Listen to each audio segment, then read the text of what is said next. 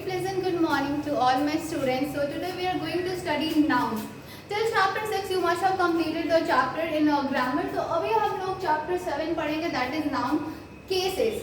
Okay, so nouns से related और सारे chapters हमने किए हैं. Nouns पढ़े थे, then nouns numbers पढ़े थे, nouns genders पढ़े थे, and now we are reading nouns cases which tells about the relation in the sentence.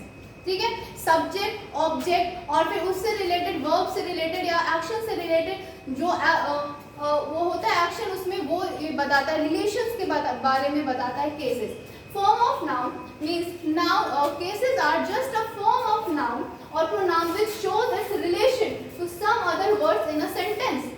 Okay, so now you can understand that cases are just a form of noun which tells about the relation. Relation बताता है किसी भी और words के साथ sentence में. Okay, so two words you have already read about, subject and object. Subject जो कि action कर रहा होता है, who is the doer of the action, and object जो कि action को receive कर रहा होता है या फिर उस प्राइमरी जो एक्शन हो रहा है उससे रिलेटेड वो होता है.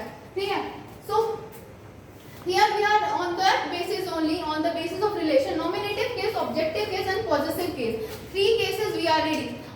Nominative case and objective case in this video मैं आपको explain कर दूंगी, but possessive case जो है इसका वीडियो मैं नेक्स्ट वीडियो भी मैं आपको बना कर दूंगी possessive case के ऊपर. ओके, बिकॉज वो थोड़ा सा लॉन्ग जाएगा, because you don't know the uses of apostrophe, so I am going to tell about it in the next video. Nominative case, it refers to the agent or doer of the action. तो subject तो पढ़ा ही होगा, verb में subject predicate पढ़ा है. तो subject जो होता है, जो कि डूअर होता है, जो एजेंट होता है, जो कि काम को कर रहा होता है, ठीक है, एक्शन को करने वाला जो प्राइमरी नाउन होता है उसको हम लोग नॉमिनेटिव केस कहते हैं. ठीक है, for example Siya went to school. So here जो हमारा नॉमिनेटिव केस में है वो कौन सा नाउन है? सिया है. ठीक है, Siya is the subject here and वही नॉमिनेटिव केस को हमारे नाउन में यहाँ पे रिप्रेजेंट कर रहा है. Then it is objective case. Objective case को एक्यूजेटिव केस भी हम लोग कहते हैं. अगर मान लो तुमसे यहाँ पे तुमने पढ़ा ऑब्जेक्टिव केस एंड किसी ने पूछ दिया, if somebody ask you what is accusative case, and there you will get confused कि एक्यूजेटिव केस तो पढ़ा ही नहीं था. So let me tell you कि ऑब्जेक्टिव केस को ही एक्यूजेटिव केस भी कहते हैं. It denotes object in the sentence. For example, Riya went to school. Siya went to school यहाँ पे तुमने पढ़ा, तो यहाँ पे हमने क्या पढ़ा? Siya is in nominative case, ये सब्जेक्ट है. स्कूल क्या है?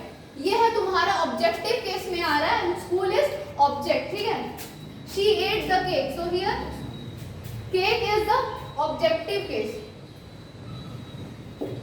देन आता हमारा third type, possessive case. It denotes possessor और द ओनर. किसी भी ऑब्जेक्ट को जो होता है वो किसी ना किसी को बिलोंग करता है. For example, you are having a book. If your name is Hari, then it will be called Hari's book.